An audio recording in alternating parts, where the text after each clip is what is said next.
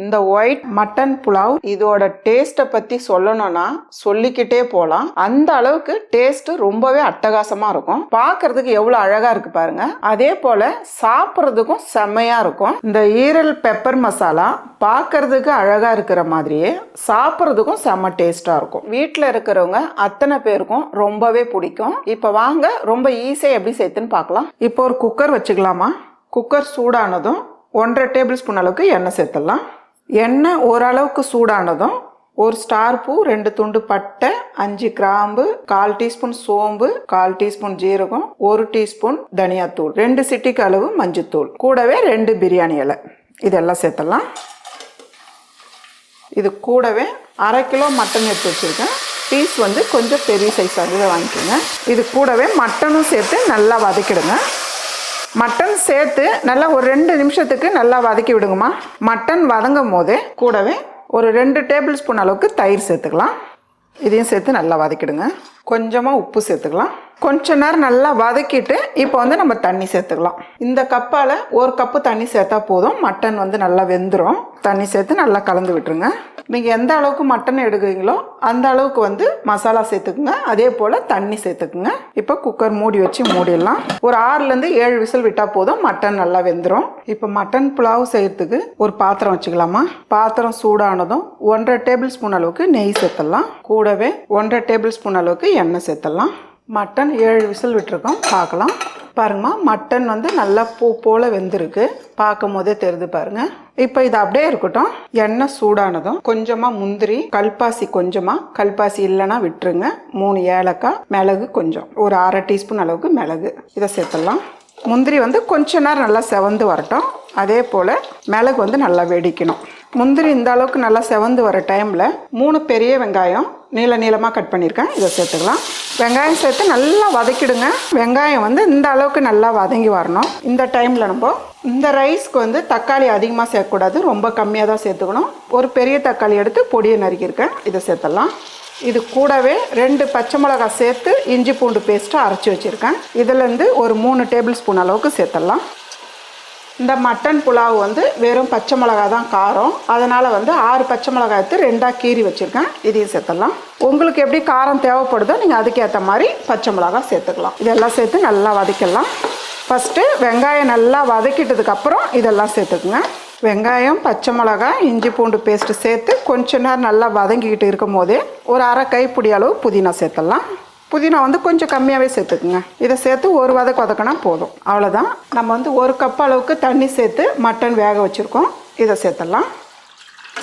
இந்த கப்பில் தான் நம்ம மட்டன் வேக வைக்க தண்ணி எடுத்தோம். 1 கப் அளவுக்கு தண்ணி சேர்த்தோம். 1 கப்பு ரைஸுனா 1.5 கப்பு தண்ணி சேர்க்கணும். நான் இந்த கப்பால் 3 கப்பு ரைஸ் எடுத்திருக்கேன். அதுக்கு 4.5 கப்பு தண்ணி சேர்க்க போகிறோம். 1 கப்பு தண்ணி மட்டன் வேக வைக்கும் போதே சேர்த்துட்டோம். இப்போ தேங்காய் பால் 3.5 கப் அளவுக்கு தேங்காய் பால் எடுத்து வச்சுருக்கோம். இதை சேர்த்துடலாம். தேங்காய் பால் ரொம்ப திக்காக எடுக்க வேணாம். மீடியமான அளவில் எடுத்தால் போதும். பாருங்கள், 3.5 கப் அளவுக்கு தேங்காய் பால், மொத்தம் 4.5 கப்பு தண்ணி. கூடவே தேவையான அளவு உப்பு சேர்த்துடலாம். மட்டனில் கொஞ்சம் உப்பு சேர்த்துருக்கோம், பார்த்து சேர்த்துக்குங்க. உப்பு சேர்த்து நல்லா கலந்து விட்டுருங்க. பார்க்குறதுக்கு எவ்வளோ சூப்பராக இருக்குது பாருங்கள் கலரு.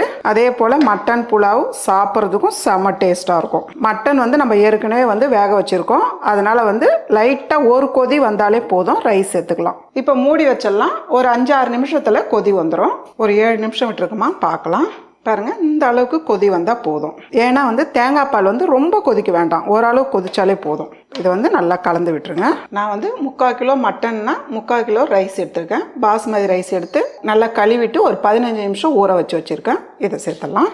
ரொம்ப பழைய அரிசியாக இருந்தால் ஒரு 15லேருந்து ஒரு 20 நிமிஷம் ஊற வைங்க. கொஞ்சம் புது அரிசினா ஒரு 10 நிமிஷம் ஊற வச்சாலே போதும். ரைஸ் சேர்த்து அப்படியே கலந்து விடுங்க. லைட்டாக கலந்து விடணும் ரைஸ் சேர்த்துட்டாலே. ஏன்னா டக்குன்னு உடையும். இது மேலவே பொடியை நறுக்குன்னு கொத்தமல்லி சேர்த்துடலாம். இப்போ அடுப்பு மீடியமான தீயில வச்சு இந்த தண்ணி ஓரளவுக்கு ட்ரை ஆகிற வரலாம் அப்படியே வைங்க. அதுக்கப்புறம் நம்ம தம் போட போகிறோம். ஒரு மீடியமான தீயில ஒரு 10 நிமிஷம் அப்படியே வைங்க. ஒரு மீடியமான தீயில ஒரு 10 நிமிஷம் வச்சுருக்கோம். தண்ணி ஃபுல்லாக இழுத்துருக்கு பாருங்கள். ஈரப்பதம் இந்த அளவுக்கு இருக்கணும். இந்த டைமில் லைட்டாக அப்படி கலந்து விட்டுட்டு ரைஸ் உடையாமல் அப்படியே இருக்குது பாருங்கள். இதை போல் ஒரு பட்டை கரண்டியாக எடுத்துக்கோங்க. கரண்டிலாம் குழி கரண்டியாக எடுக்காதீங்க. உங்ககிட்ட இதை போல் ஒரு பழைய தோசை தவா இருந்ததுன்னா மேலே எடுத்து வச்சு மீடியமான தீயில் ஒரு 5 நிமிஷம், அதே போல் அடுப்பு தீயை குறைச்சி வச்சு ஒரு 7 நிமிஷம் அப்படியே விட்டுருங்க.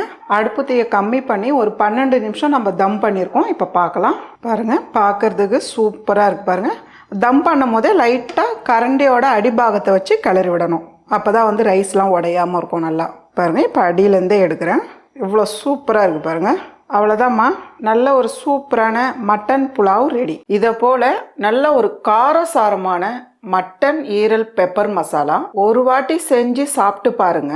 வீட்டில் இருக்கிறவங்க அப்பப்போ செஞ்சு கொடுக்க சொல்லி கேட்பாங்க. டேஸ்ட்டு அட்டகாசமாக இருக்கும். இந்த ஈரல் பெப்பர் மசாலா பார்க்கறதுக்கு அழகாக இருக்கிற மாதிரியே சாப்பிட்றதுக்கும் செம்ம டேஸ்ட்டாக இருக்கும். இப்போ ரொம்ப ஈஸியாக எப்படி சேர்த்துன்னு பார்க்கலாம். இப்போ ஒரு கடாயில் 2 டேபிள் ஸ்பூன் அளவுக்கு எண்ணெய் சேர்த்துடலாம். எண்ணெய் சூடானதும் 1/4 டீஸ்பூன் சோம்பு, 1 ஸ்டார் பூ, 3 கிராம்பு, 1 பட்டை, இது கூடவே 3 பெரிய வெங்காயம் நல்லா பொடியை நறுக்கிருங்க. இதை சேர்த்துக்கலாம். ஈரலுக்கு நீங்கள் தேவைப்பட்டால் சின்ன வெங்காயம் கூட சேர்த்துக்குங்க, ரொம்ப நல்லாயிருக்கும். நான் வந்து பெரிய வெங்காயம் தான் கட் பண்ணி வச்சுருக்கேன். வெங்காயம் சேர்த்து கொஞ்ச நேரம் நல்லா ஃபஸ்ட்டு வதக்கிடுங்க. இது கூடவே ஒரு 5-6 பல்லு பூண்டு எடுத்து பொடியை நறுக்கிருக்கேன், இதையும் சேர்த்துக்கலாம். இது ரெண்டும் சேர்த்து ஃபஸ்ட்டு நல்லா வதக்கிடுங்கம்மா.